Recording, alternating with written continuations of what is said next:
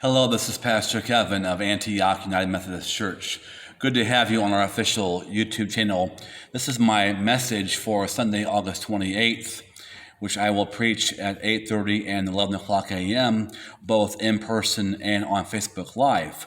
If you're anywhere near Springfield, Missouri, we encourage you to join us on Sundays at 8:30 or 11 o'clock a.m. I promise you, you will feel warmly welcomed and you will be inspired by the music and the message. If you'd like to watch this message live on Facebook, go to our Facebook page and go to facebook.com/Antioch United Methodist Church, all one word, lowercase, no space. This past week, I wasn't quite sure what I would preach about, and then I read two wonderful Facebook posts from Michaela, a member of our church. And what Michaela posted this past week on Facebook really impacted me and probably many others in the church. I think you'll enjoy this. This is what Michaela shared on Facebook this past week. Praising God for a miracle this morning. We were driving south on National en route to David's surgery follow-up appointment. Got almost to Battlefield and realized we had a flat tire.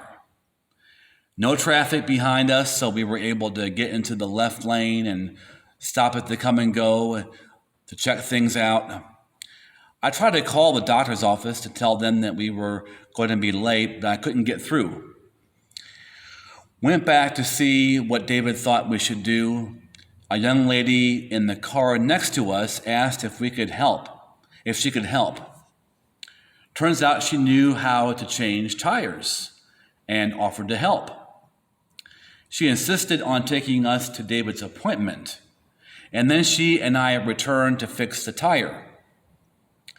While she was getting the jack out, a group of 3 men came out and saw her and asked if they could help. They ended up taking the tire off while another one got the spare out and took it to get it aired up, and they put it on and put the old rib tire back in the trunk. The young men were from Faith Fire Protection, a Christian-based company, and would not take money for their help. The young lady worked at the local hospital and also would not take help. God placed us at the right place at the right time and sent 4 angels to help us. David, my husband, was on time for his appointment, and when I went back to get him, he was done and waiting for me. By this time, I got the car parked and got out to go find him, and I met him behind the car in the parking lot. An awesome morning. Wow, praise God. Now, later that same day, the same person, Michaela, wrote this on her Facebook. The afternoon was not quite as awesome. We called around trying to find a new wheel or rim for the tire. Had to call salvage yards because the dealer no longer makes them. I found one at one salvage yard. I went to get it. Took almost an hour to get it. Got home and they gave us the wrong size. Won't fit our car. I called them back to see if we could bring it back. They said yes. We'll take it back tomorrow and see if we can get the right size back. We need another miracle. LOL. Now, first of all, it needs to be said that this older couple, Michaela and David, had some good Samaritans who helped them. The Bible talks about good Samaritans. Galatians 5:14 says the entire law is fulfilled in a single decree. Love your neighbor as yourself. Thank God for the truly good people that still exist in the world who choose to love their neighbor. Thank God also for social media, where we can share these kinds of stories and testimonies of these kinds of good things that happen, because, the TV networks will mostly give the bad. Just some good news and mostly bad news. And when we have good news with good people, good Samaritans, helping each other, we can go to YouTube or Facebook or Twitter or Instagram or on the phone or email and let everyone know that, guess what? God's still on the throne, and there are still good Samaritans, good people in the world, including you and I. So thank God for those awesome good Samaritans that are right place at the right time. Now, secondly, when I read those 2 Facebook posts from Michaela this past week, it occurred to me that Michaela and David had a very awesome morning, and then on that same day, they had a not so awesome afternoon. I mean, she literally said the afternoon was not quite as awesome. We've all had days like that. We've all had weeks like that. We've all had months like that, where it's good for a while and then things go bad or sour, and then it goes good again. As I read Michaela and David's day, awesome in the morning, not quite as awesome in the afternoon, it occurs to me that whatever you focus on, whatever part of your day or week that you focus on, really determines your attitude. Whatever you are looking at with your eyes, but also with your attention, greatly influences your emotions and your attitude. For example, if you're looking at your child or a grandchild or a picture of your child or grandchild, or if you're watching your favorite TV show, or you have in front of you your favorite plate of pasta, you're going to feel happy and you will smile. You may even laugh. If, however, you watch some of these news stories about crime or COVID cases or earthquakes or monkeypox, then you might feel sad or upset or depressed or angry.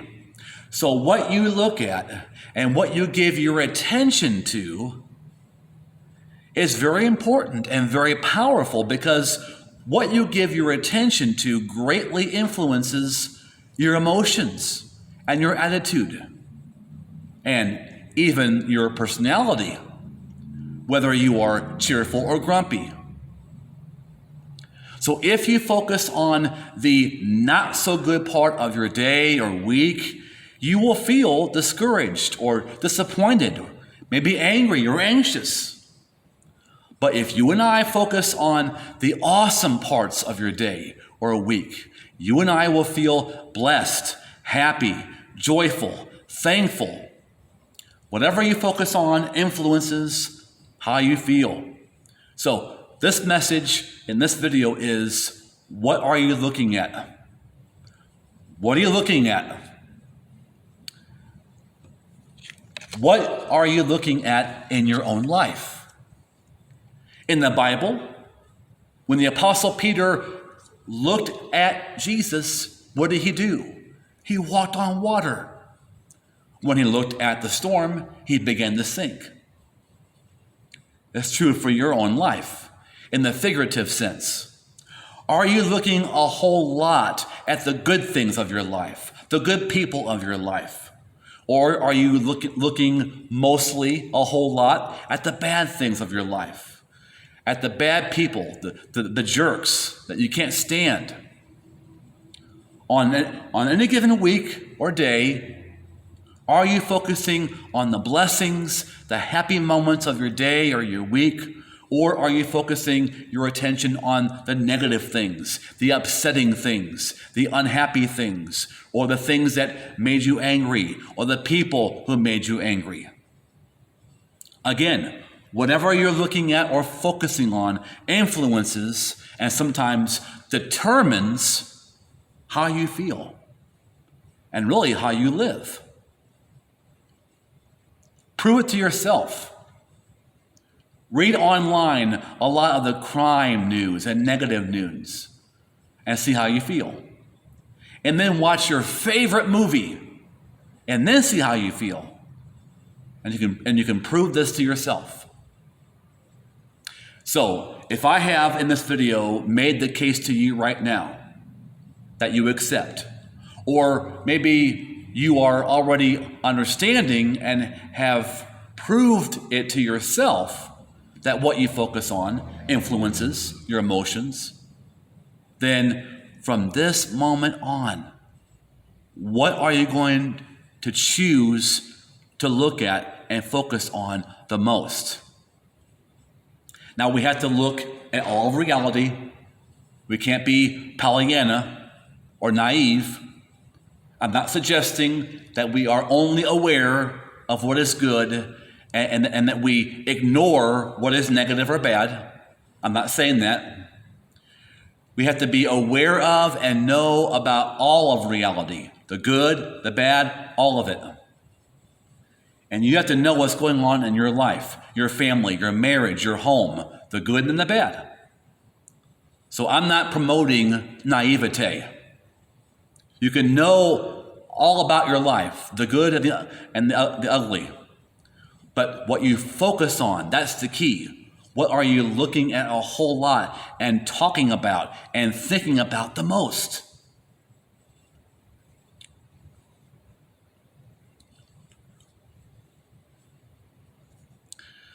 From this moment on, what are you going to choose to look at and focus on the most?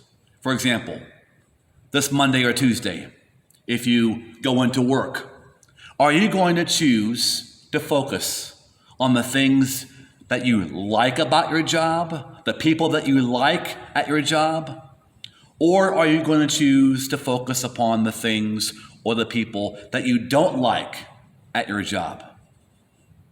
If you're retired and you're home a lot, are you going to focus on the parts of your home that you don't like? Maybe the parts that still need improving or remodeling or renovation? Or are you going to focus on the things that you do like about your home, that you do like about your neighborhood and your vehicles and whatever else is around you?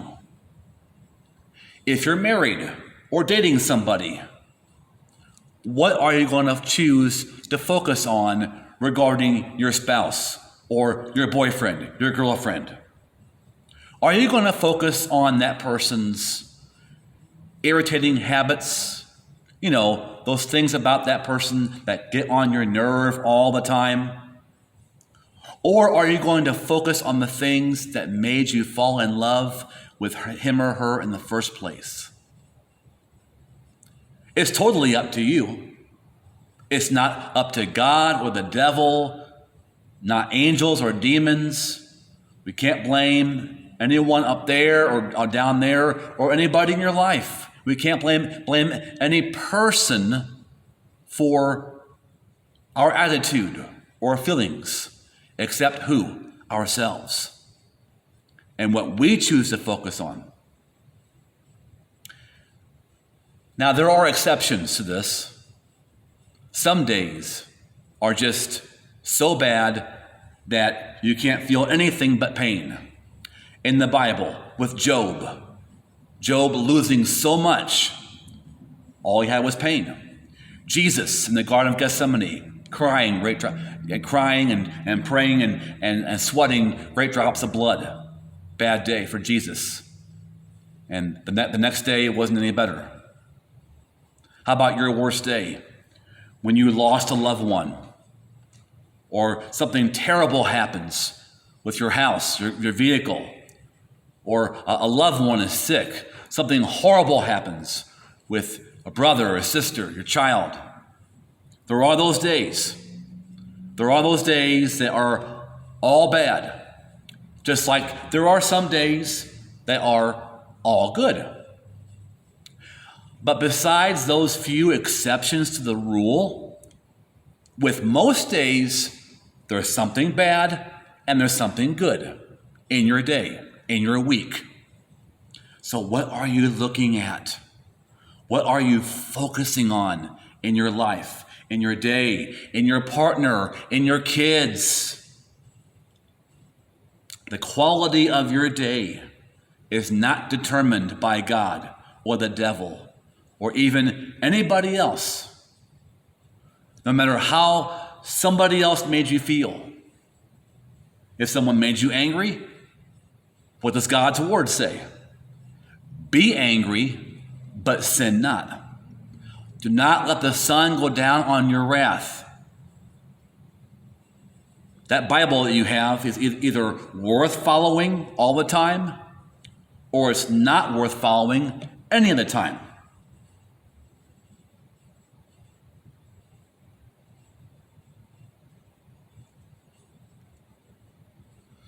When you come to church, are you going to focus on the ones who are not present?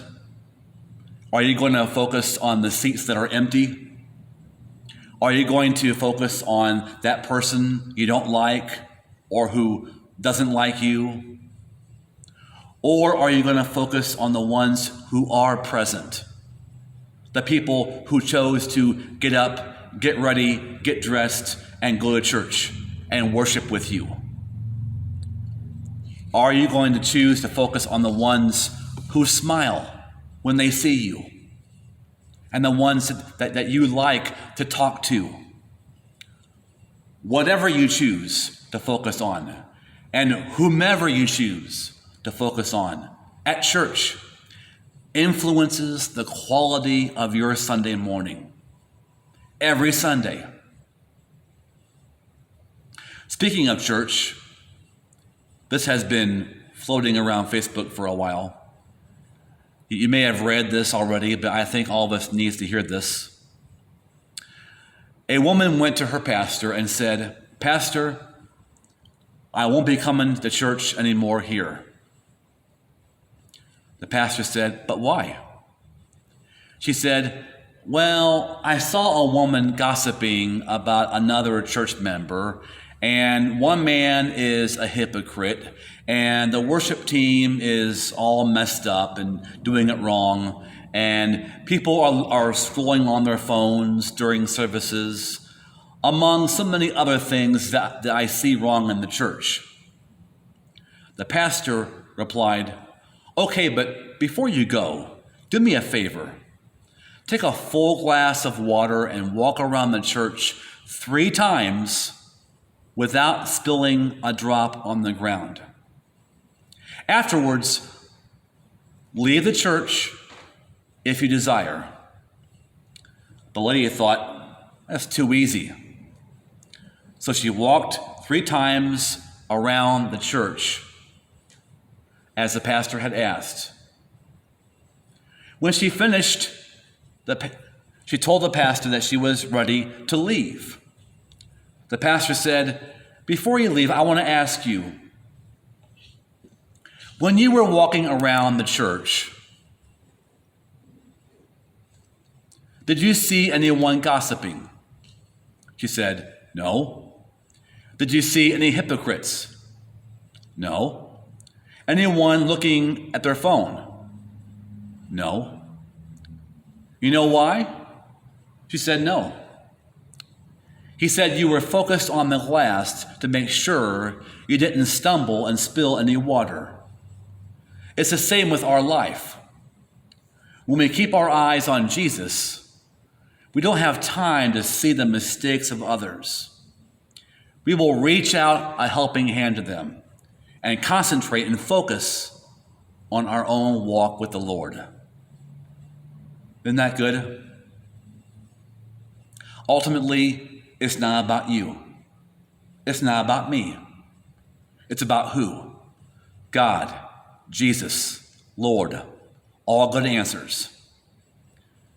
So if you were impressed with the Samaritans who helped the older couple in my first story, then from this moment forward, be a good Samaritan. Be the one that helps for somebody else along the way. Galatians 6:2 says, bear one another's burdens and so fulfill the law of Christ. Romans 15 verse 1, we who are strong ought to bear with the shortcomings of the weak and not to please ourselves. And when you come home from church, or when you come to the end of your day, by all means, talk about your hassles, the delays, the distractions, the problems, the jerks, the people who are difficult.